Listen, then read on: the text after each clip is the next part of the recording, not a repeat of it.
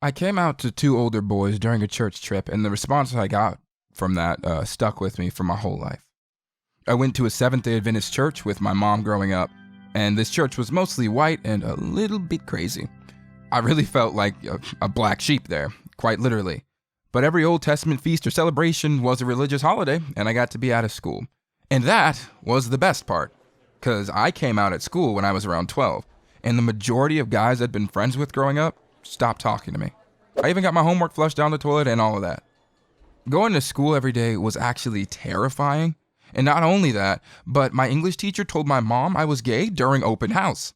My mom didn't tell my dad, but she told church leadership.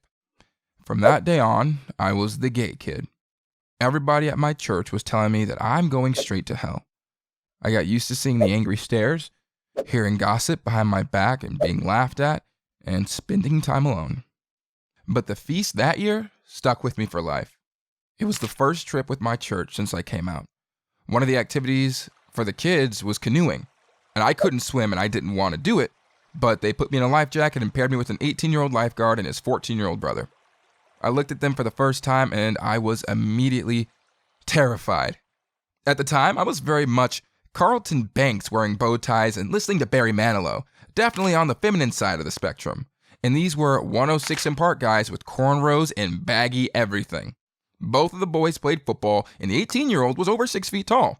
And I had been bullied mercilessly since coming out, so I was basically ready to die that day.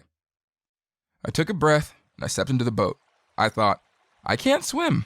I'm in a boat. These boys are big. They started rowing, and they started talking about different stuff, family, school, girls.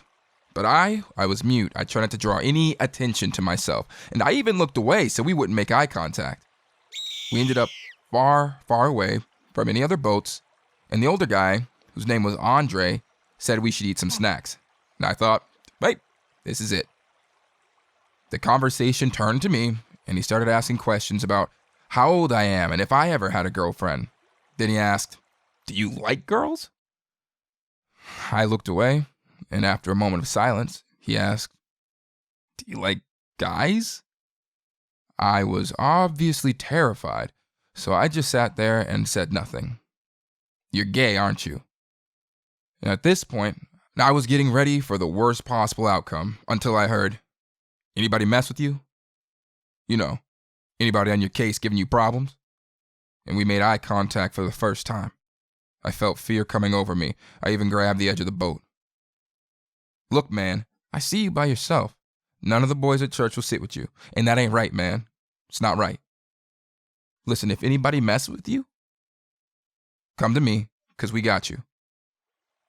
I didn't have a frame of reference for being gay and having boys be nice to me, and I just started crying in the canoe, sobbing. He put his hand on my back saying, I don't think Jesus would want you to feel like that. You love your parents? You love God? Are you nice to people? Then you're good. Jesus worries about other stuff, man. It meant the world to me to hear these words.